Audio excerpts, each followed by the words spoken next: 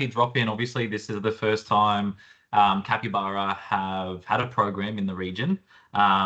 So we looked at elevating these guys probably close to 12 months ago. There was lots of back and forth to sort of get us to this spot. Obviously, one of the main things around the challenges of having Capybara as a managed program is their sort of boom and bust lifestyle, which is going to be incredibly fun and challenging to manage the species.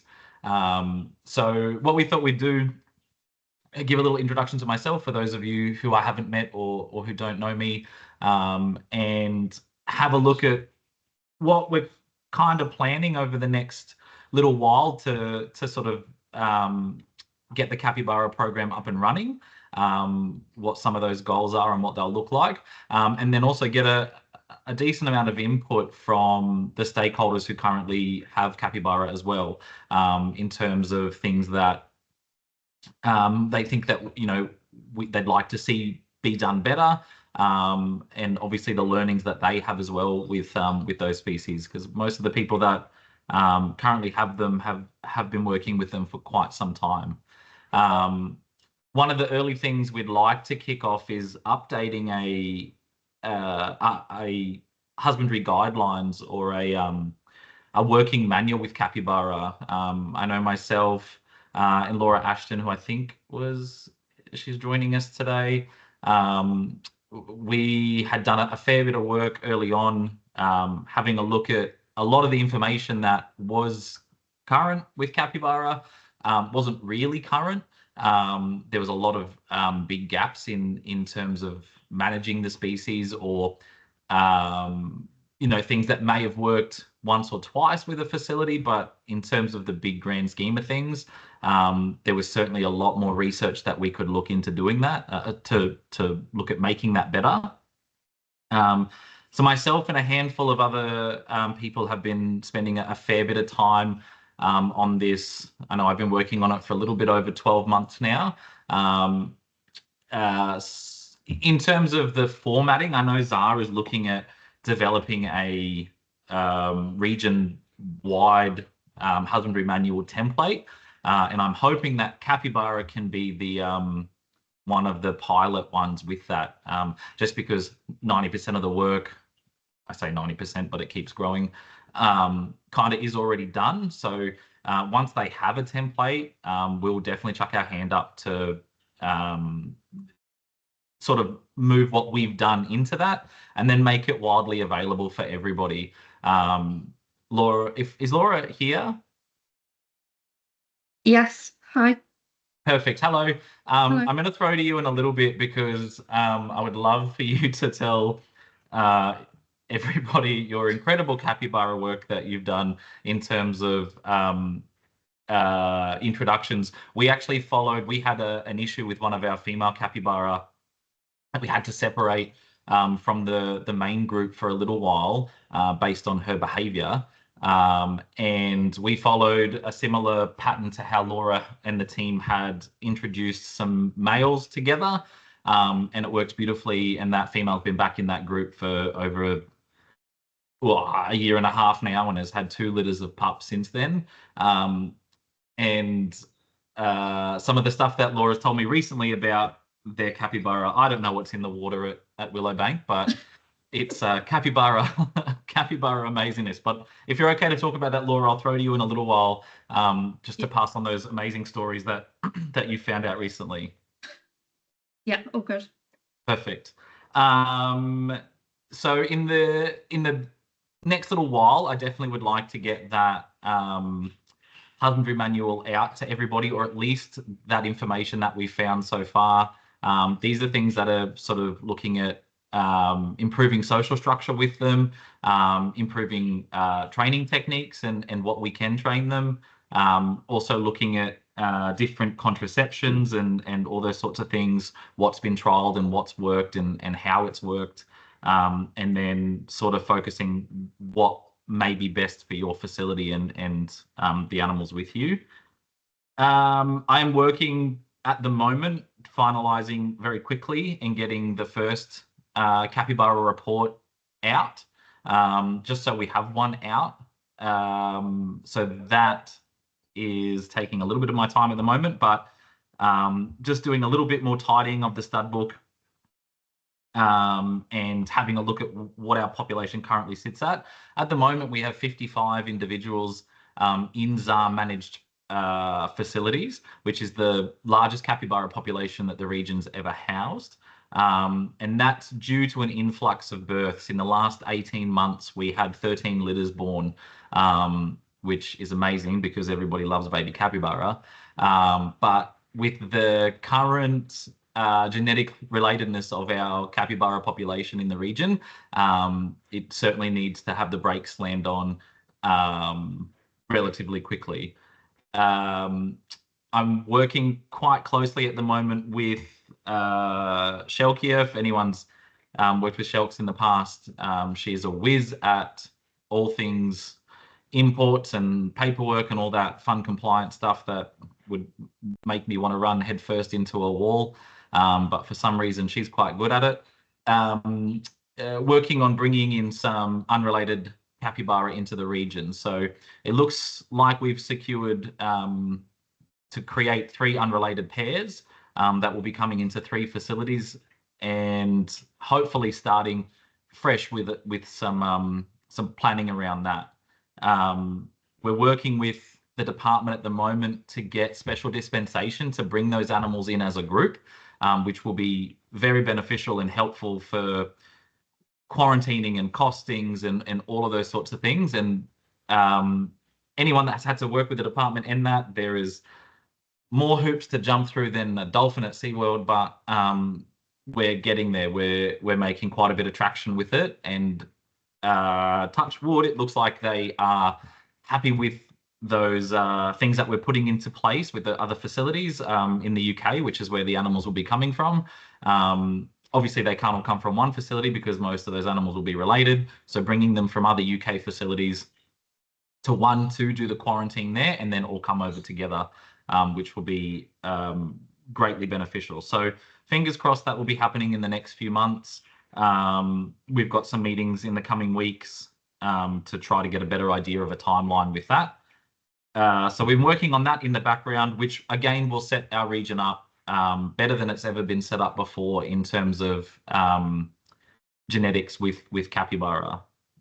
The other thing that we're starting to look at in the next little while is the ability for Victoria to house capybara. So previously they weren't able to house the species, and potentially one of I'm assuming because they're a pest species, every state in Australia is different, which is really handy. So apparently by having them now as a managed species, we will hopefully be able to have them as part of a species that Victoria can house, which will benefit us greatly in the region. As a whole host of new facilities will be able to house cappies. And obviously when we're looking at managing a species with a boom and bust sort of lifestyle, the more facilities that we have, the easier that is to do. So fingers crossed that we can get that sort of underway.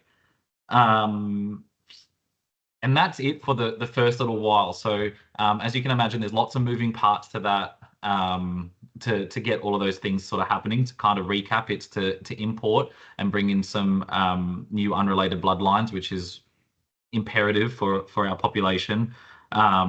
Looking at getting some relevant, up-to-date, regional-based data on capybara husbandry and welfare to all the stakeholders, as well as looking at ensuring Victoria can jump on board with the program as well. So I'm hoping to have all of that done in the next sort of 12 months, as well as the first capybara SMP.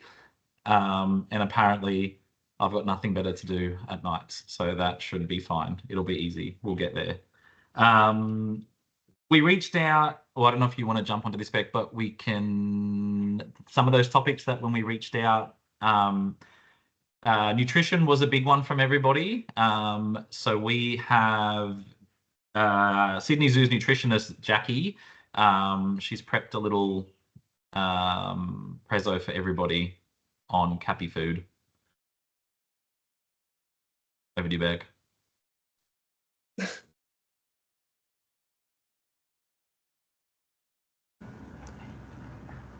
Just introduce yourself. Hi everyone, I am Jackie Bell. I am Sydney Zoo's nutritionist, and we've done a lot of work with Capybara Nutrition, and basically we followed a lot of research and data based on their gut microbiome, and that's what I'm going to be talking about today.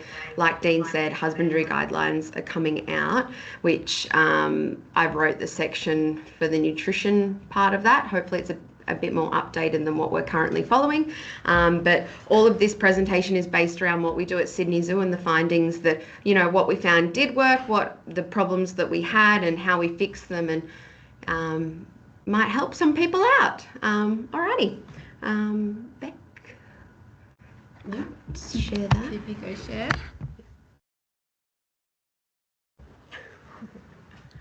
Un momento.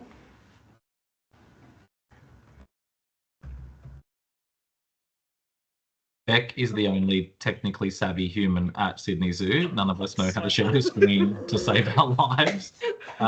So Apologies. All right. You should be good to go. There we go.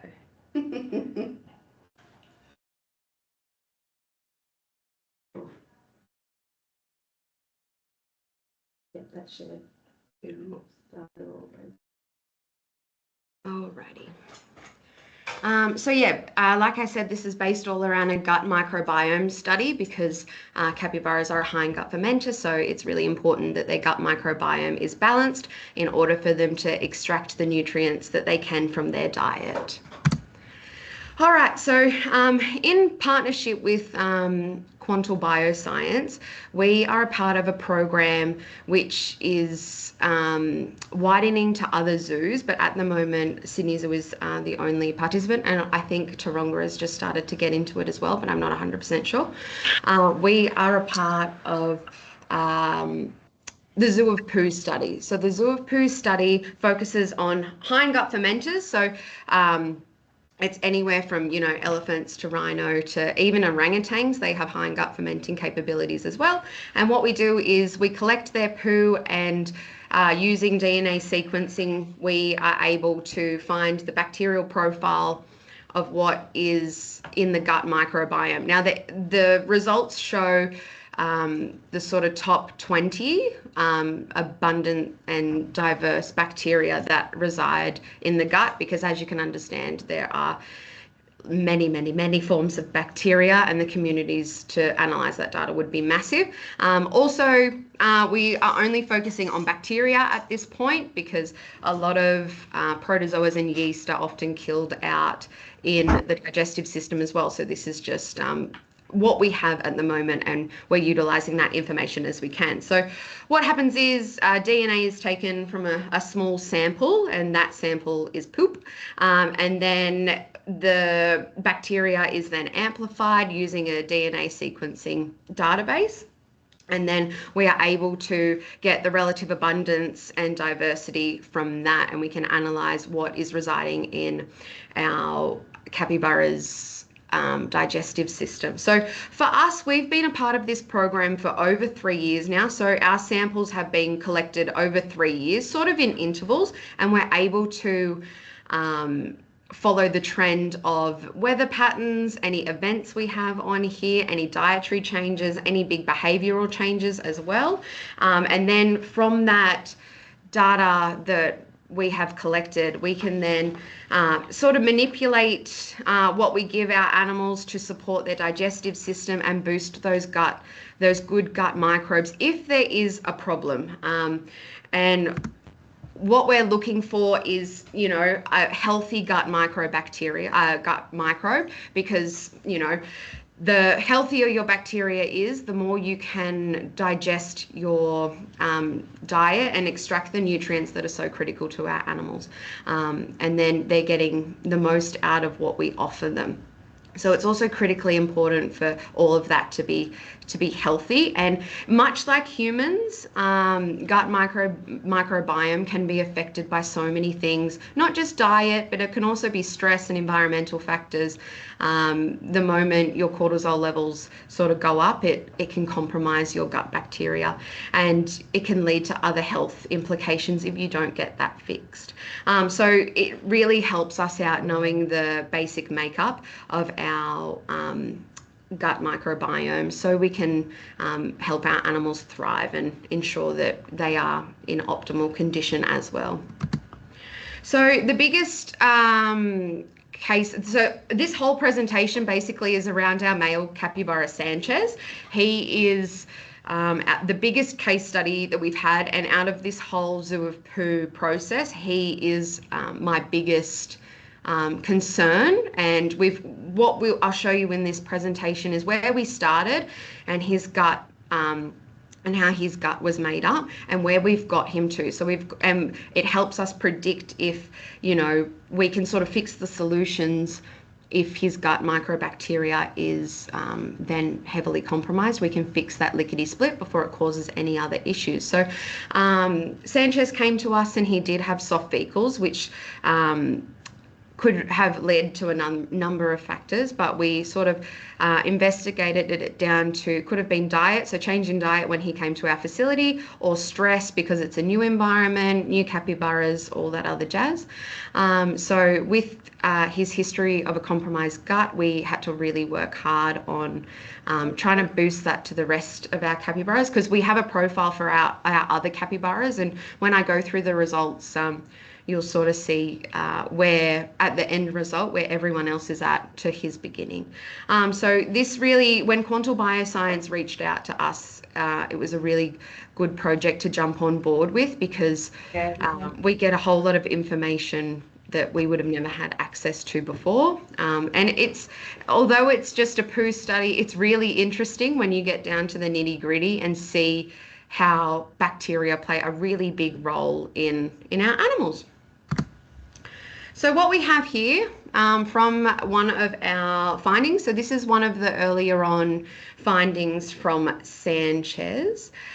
So what it is what you're looking at here is the top 20 bacterial species, and they are sort of divided by percentage, relative abundance, and diversity as well. So the way the chart works is the most abundant bacteria is right at the bottom and the least at the top. So this sample was taken after a period of heavy rain, but it also coincides like when he first arrived at Sydney Zoo. So what happens here is, apologies, I'm not very good at pronouncing bacterial names correctly. So what you see there is a big proportion right at the bottom in that orange sector of Clostridials. And what that is basically a bacteria that causes gastro, and it's responsible for overcoming good bacteria, killing that off, and causing severe diarrhea and other really bad gut issues, which results in a compromised gastrointestinal tract. And from that, not only is the animal losing weight, but the diet that they're eating, while they're volume eating, they're not extracting that nutrients that they need to be in their optimal diet. So while you're hitting every other indicator, their digestive system just can't keep up because it's compromised. So from there, you'll see there's that small 3%. That's rather important, because there is a bacteria that is responsible for fiber fermenting, and that is what you want with a hindgut fermenter. It's the bacteria called Blaltia, and it has multiple strains of that, and it's responsible for most of the bulk work of high fiber digestive material. So you want that to be one of the biggest and most abundant bacterial species in your gut microbiome, and that results in a healthy gut microbiome. So when we first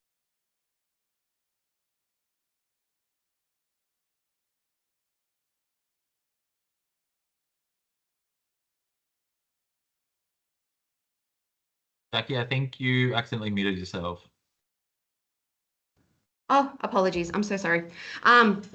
So the previous slide, that was our first stool sample from Sanchez, and then we started to rectify it. So we needed to make sure, how do we get his gut microbiome back to a balanced state and restore all that good gut microbacteria? And it doesn't happen overnight. As you can see, it took a number of months, because when you try and fix a gut, it's almost like a big balancing act. You want to be able to build resilience in that good bacteria, so they become resilient enough that the bad bacteria won't overcome them as well. If you stress out the gut microbiome too much, those bad bacteria will gain abundance, and it can lead to more health issues. So it's a very slow and steady pace. So with everything, it's a marathon and not a race. So we're trying to improve gut microbacteria so they are stronger, which hopefully in the future they won't overcome big stresses as well. So for us, what we did, once we saw that first set of data, I really focused on changing their diet, especially. So it was heavily focused on more fiber. So we feed mostly teff hay here at Sydney Zoo. So it was a high fiber diet. Being a hindgut fermenter, that's what they thrive off. High fiber, low starch diet. So the hindgut can do its job efficiently. And then we also added in a probiotic. So that probiotic was just a broad spectrum probiotic. It's the symbiotic one. And that was just added to help support his digestive system as we go over these changes. So as you can see, in November 2023, we went from 3% to 18% of that bacteria Blautia. And that Blautia bacteria, there's two strains there.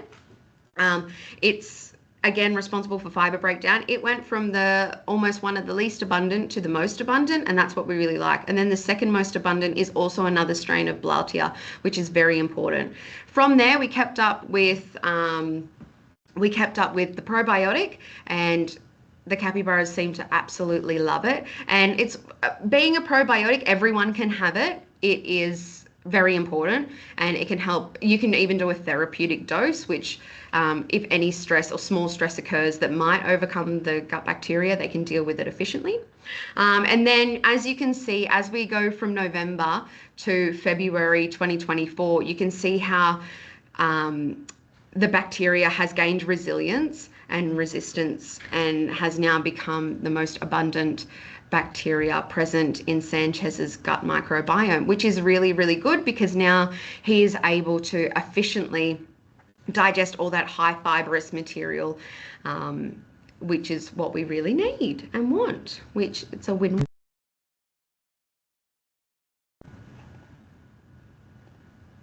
So then moving forward from what we've learnt, so again, our diets are really high in fiber, low in starch to support their natural digestive system.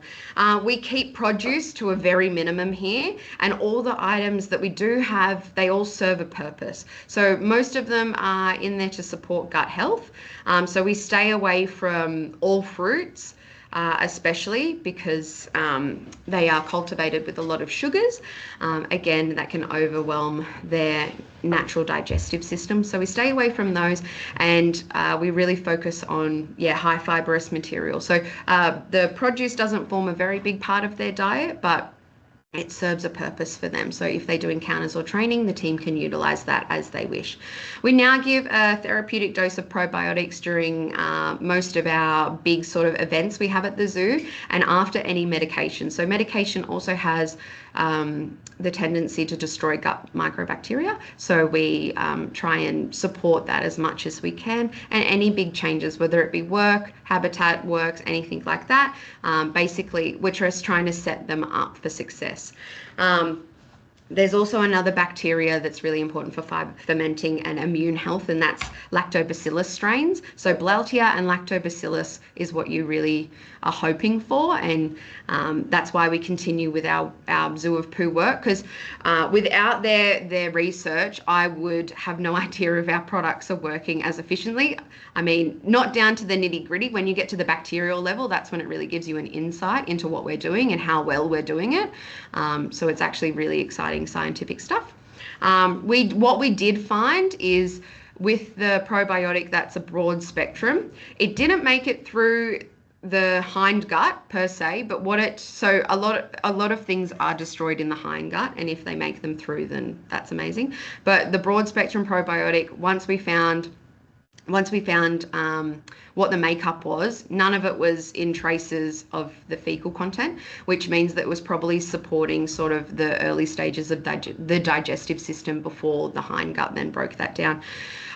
We did try for a period of getting a probiotic that was suited for hindgut fermenters, but that seemed to be too harsh on their gastrointestinal tract, and it didn't end up working. So we've just stuck with what we know and how well that's worked for us. And so far, so good. So now Sanchez has solid poos, and it's really exciting stuff for us to get excited over poo. And we know how to better, equip for things in the future based on his gut bacteria. And that's me. Thank you very much. Good question, Jackie. Hang on, don't completely. Oh, sorry. I'm so sorry. Yeah, Rob. I think we've got a hand raised. Robert, did you have a question? I did, yeah. Firstly, hello. I work at Wellington Zoo, so I'm very new to the region. I've only been here for a few months, and new to Cappies as well. Thank you so much for the talk. It was absolutely fascinating. I've seen some of the material that's been shared with me about some of your case. We're on a sort of journey with our capybaras at the moment, and have been for a little while.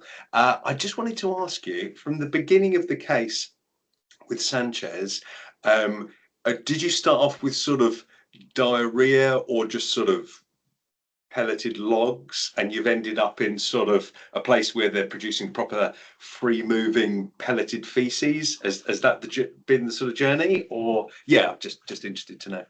Yeah, so when we first got him, he had some pretty big cases of explosive diarrhea, and Right. it was very uncommon for us to get solid formed poos from him.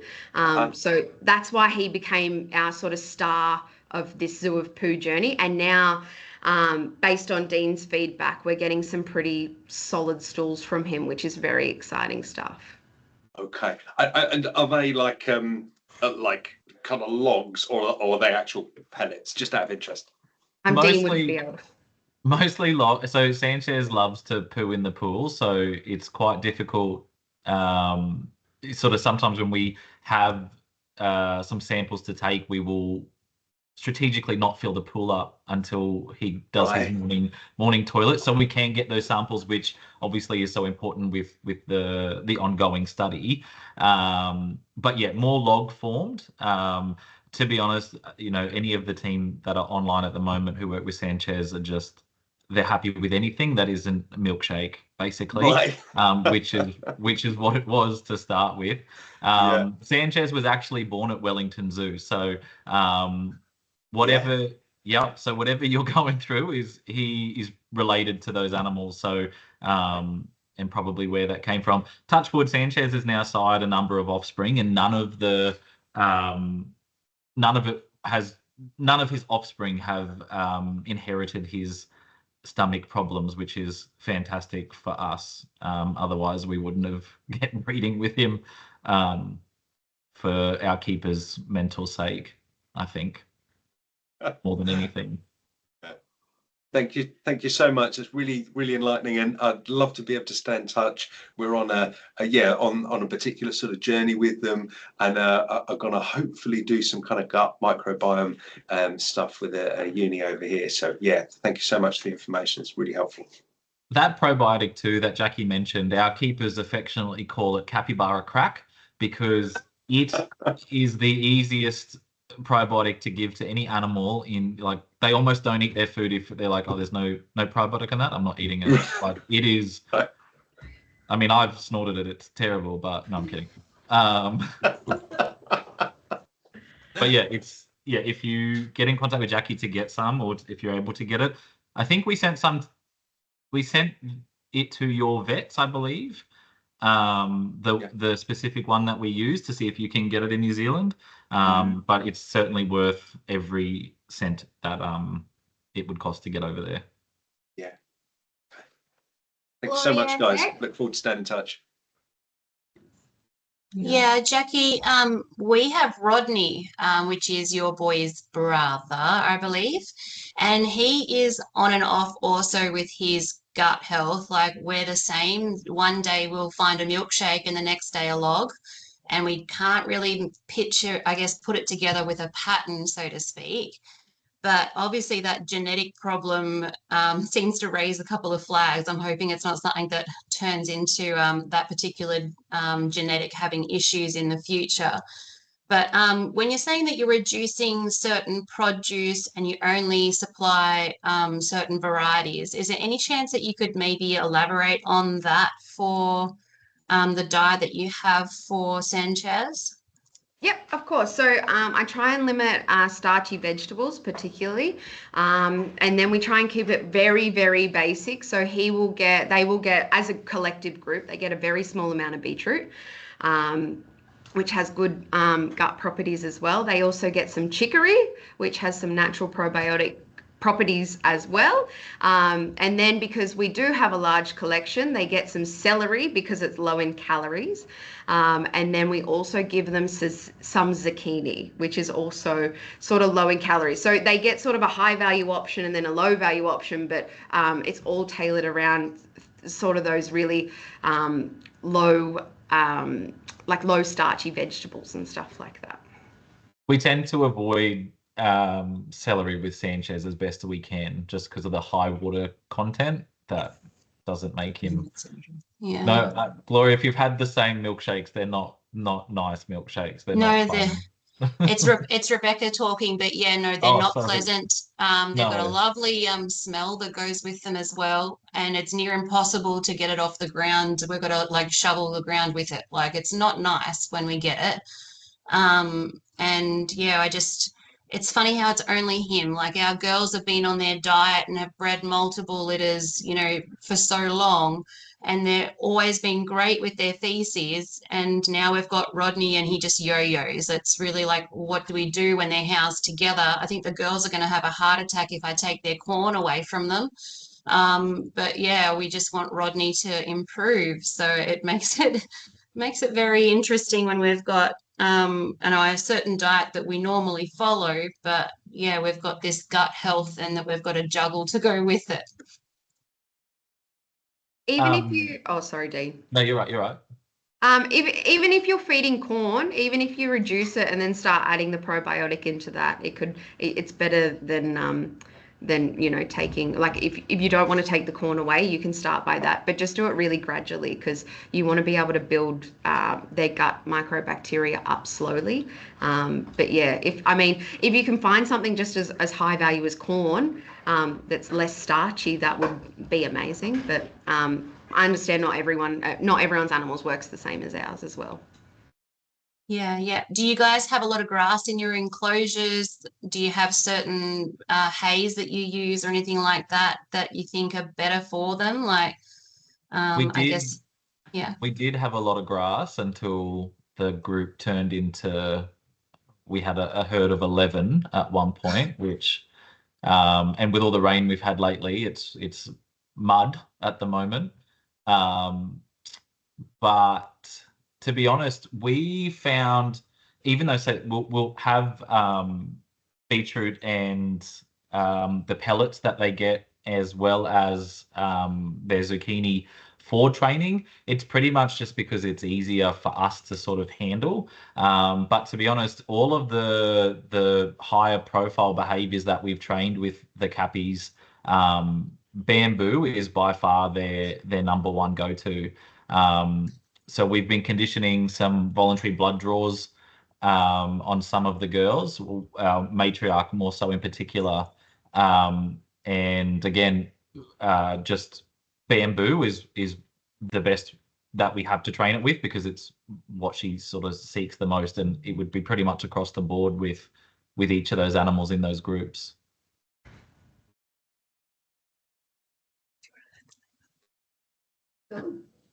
All good, thank you.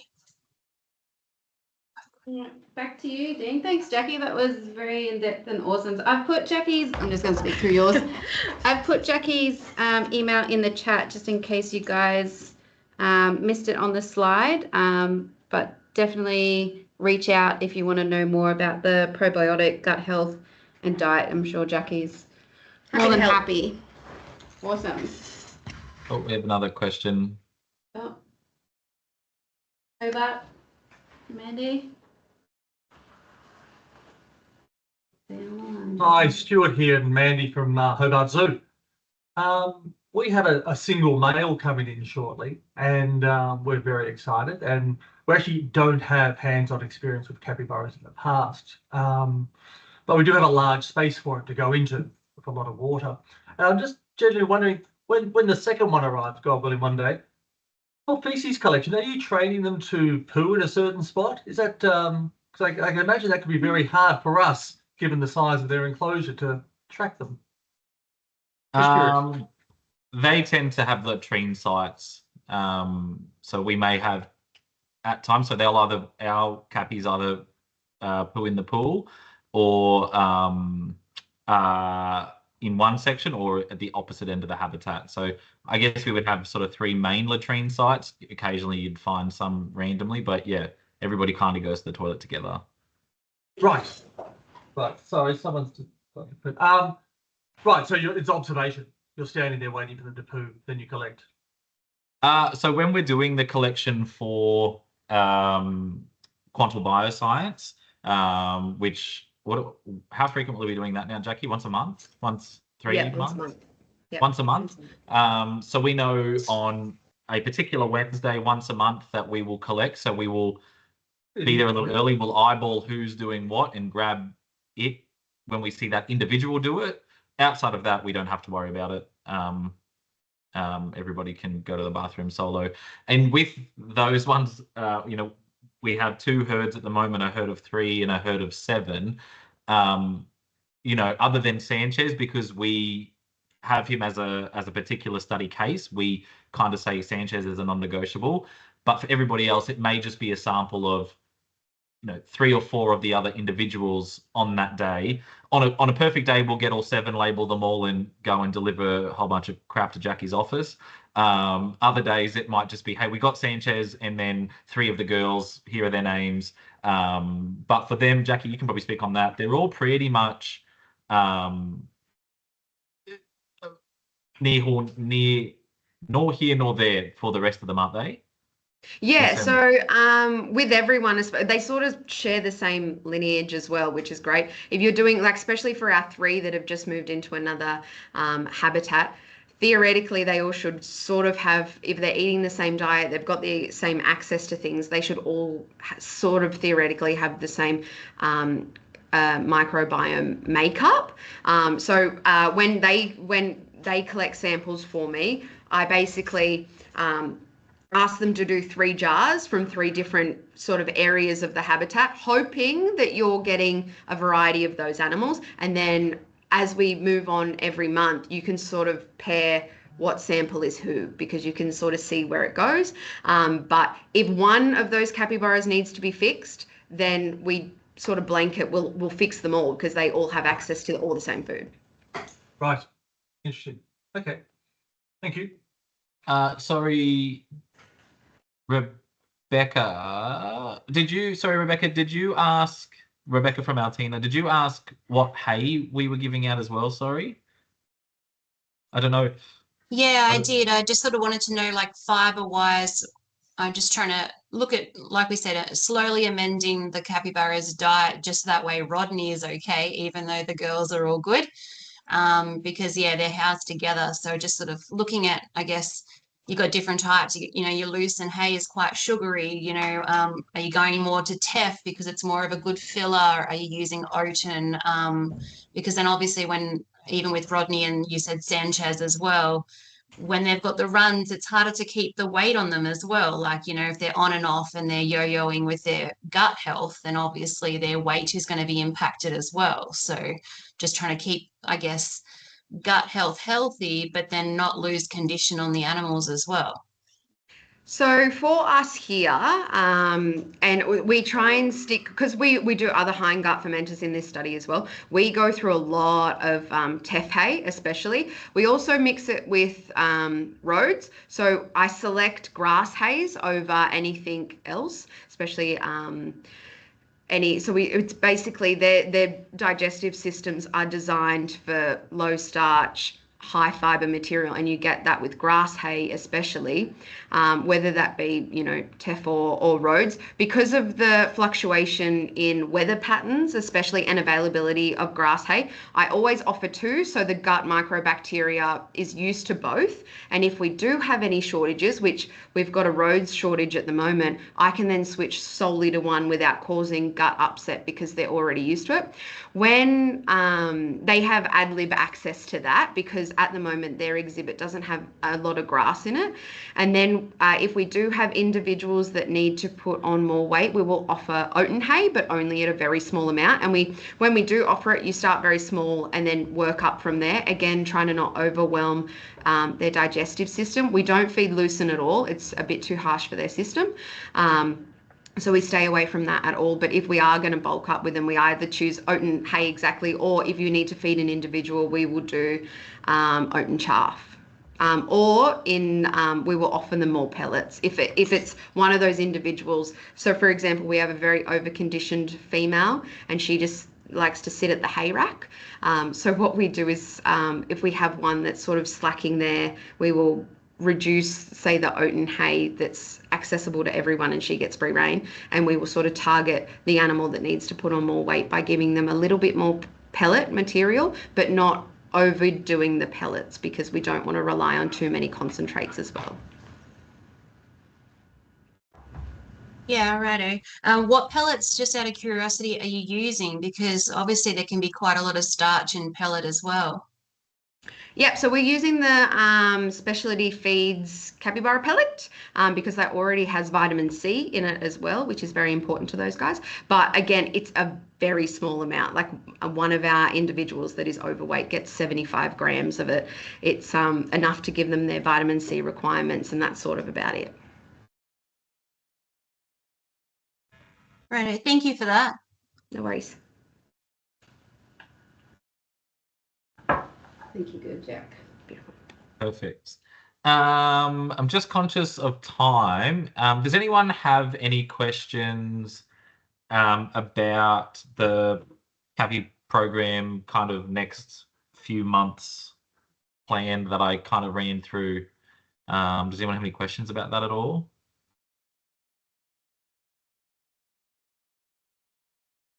No, perfect.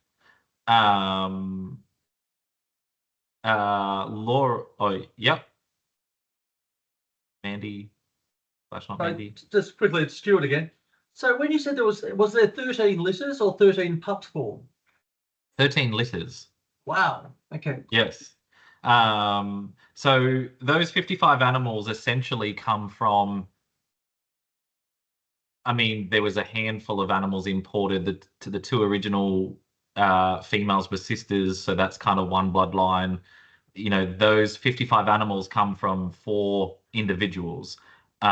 So the inbreeding coefficient in Capybara is quite terrible in the region, which is why we really need to slam the brakes on. Spoiler alert, no one is getting breeding recommendations this year other than Wellington, as there's not many animals in New Zealand at the moment, just because those bloodlines are so horrendously overrepresented with multiple generations of siblings, and only because there's no other options and there hasn't been. So obviously, with the current population sitting at the highest it ever has, what we really need to do is halt those current animals so that we have space to set up new breeding groups with the individuals that are coming in. Once they've bred in those facilities that are importing, obviously offspring will be being sent out to create new lines. So yeah, we have 55 animals that everybody's cousin, sisters, brothers, auntie, basically. Right. So our personal situation at the zoo, it may not be realistic to expect to get more capybaras than the one we're getting. I didn't actually know you were getting one, but I can flick you. I'll flick you an email Thank you. and we can have a chat offline and see what we can do in the space of. Obviously, we want to do something other than having a single animal because they're obviously quite a social species. So we can have a look at what options may be available there and go from there. But we can take that one offline. Sure. Thank you. Sorry. I'll grab your. I think I've got your email. I'm I'll bounce on you leave an at the email. moment. I'll But find yeah, you. perfect. Robert. Hello, sorry, I'll be super quick. I just wondered, because you mentioned about guidelines at the beginning of the meeting, I wondered if people generally within the meeting had seen the American AZA guidelines on cappies that came out a few years ago. They've been the basis for a lot of our sort of management decisions we've made over the last 9 or 10 months, particularly around diets. And there was some, just really interesting information in there that sort of guided decisions for us.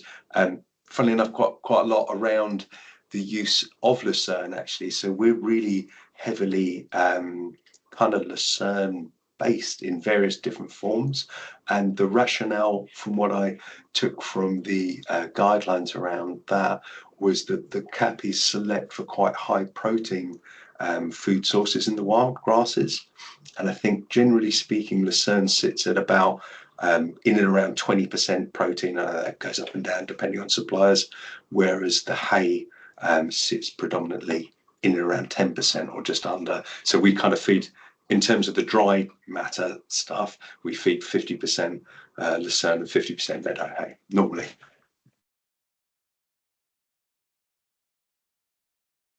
You still there, Jackie? Oh, oh, oh, she's gone again, and she's still muted. Oh, that's easier. You're still muted. No one can hear you. Can anyone hear Jackie, or is it just me? No, I can't hear you.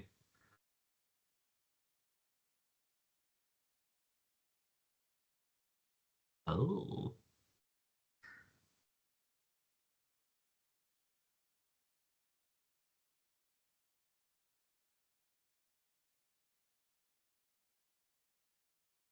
I told you we're not very good with technology. All right, good. Oh, I'm not good with technology either. I'm so sorry. I would recommend also getting your lucerne tested as well to see if you're. But yeah, in the guidelines it does mention lucerne heavily, and from everything else that I have found with hindgut fermenters is it can be too much too soon. So that's why we've opted for oat and hay, so we can still get their requirements in, and also the pellets that we give them have a lot of protein in them as well. And based on speciality feeds for everyone else in this chat, if you do need to tweak your pellet, they're more than happy to do it as well. You just have to reach out and ask them. And they can tailor a pellet for you guys, which I have done with different species as well. But yeah, we also feed a lot of browse, because in the wild they would come across a whole bunch of aquatic plants. So we try and give them a variety of browse as well, so they're getting a varied amount of nutrients as well from those browse plants as well. Thank you. Really interesting. Perfect. And I mean, Laura, if you're still there, we probably can just have a really quick chat about the incredible world of capybaras at your facility. I feel every time I talk to you, I'm amazed at what's transpired in that world. I secretly love it, but it amazes me every time. Yeah, we have quite a surprising group of capybara here. So just a quick history of the capybara at Willowbank. We started off with 4 males, all brothers, 1 from a separate litter and then 3 from the same litter. They lived together for 3 years. quite harmoniously, just the odd scrap. Because of the situation with capybara in New Zealand, we decided to get a female to breed. So we separated the dominant male to breed. So we had 2 groups. They produced a pair, so a male and female pup. One of the males from the original group we had to euthanize, unfortunately, due to dental problems. And then we had a second litter from the pair. So at this point, we decided to bring the juvenile male from the first litter with his the dad in with the other 2 males. So that was quite a long introduction process. We were able to be quite successful because we had the enclosure split in 2. So they were able to have mesh contact. We waited for the vocalizations to become positive before we tried an introduction. It went quite well for a couple of days, and then there was some chasing, and the younger male received some bites. So we separated them again, which actually worked out quite well. It meant that the younger male was able to properly bond with his dad. And so when we reintroduced them again, he actually stuck up for the juvenile male. And yeah, they successfully live together now. The second litter of pups ended up being all male again. So we decided to put them in with all of the other males that we have and form a giant bachelor group. So we followed the same process. The juvenile males were younger at the time, but they did stick up for each other when it came to mixing with the older males. And I think the most important thing that we had in the enclosure was enough hiding spaces. So lots of planting, including big flax bushes, lots of logs. And the main aggression seemed to be around feeding time. So having separate feeding areas with visual barriers, so the more dominant animals weren't intimidating the lower ranking individuals. And then we had a little bit of a surprise in January of this year. So what we thought was one of our original male capybaras turned out to actually be a female, and she gave birth to a singular pup. So yeah, one of our males that we've had since 2019, Diego, turned out to be Miss Diego and gave birth. Which is even more surprising. So we've managed somehow to have a female existing in what we thought was a bachelor group. Who didn't fall pregnant until Yeah. now. Whereas ours would fall pregnant at the smell of a boy. Not even a capybara male, just any male, really. Laura was kind enough, it was probably over 12 months ago.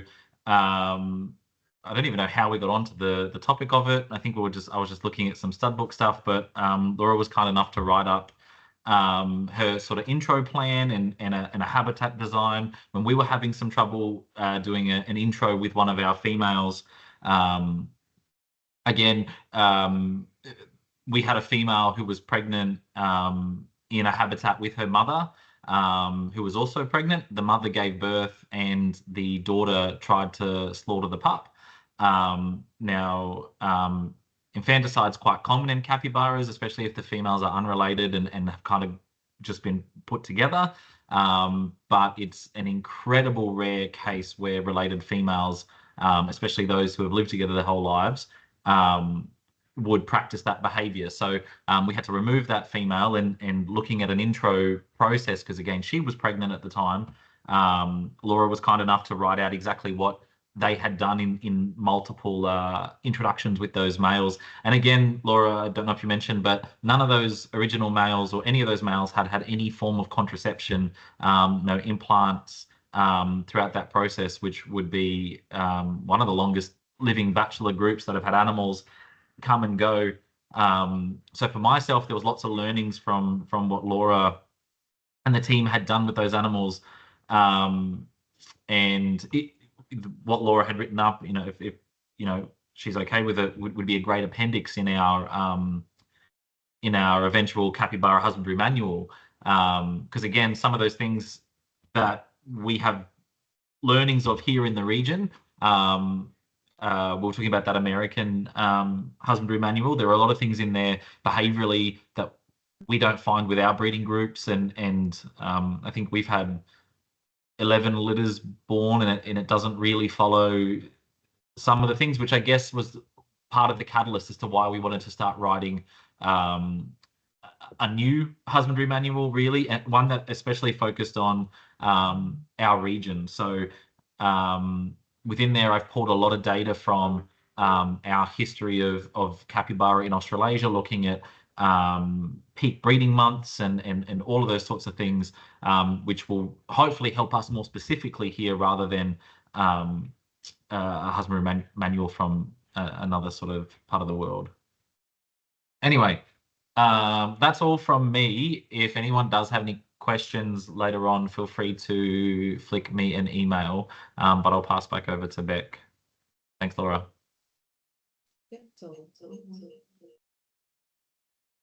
All good. Can you guys hear me okay? Yes. Yeah? Okay.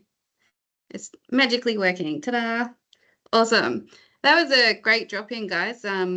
Lots of detail there from both of you. So if you guys definitely have any more questions, I've put Jackie's email in the chat if you guys didn't catch it on her slides, but this will also go up on the Carnivore Tag Facebook if you want a copy as well. But if there isn't any more questions, that's everything for today. So thanks for joining us, guys. Also, don't forget to register for the tag workshops if you're going. I thought you were going to say, don't forget to like and subscribe. That too. I'm Cool. a cooler.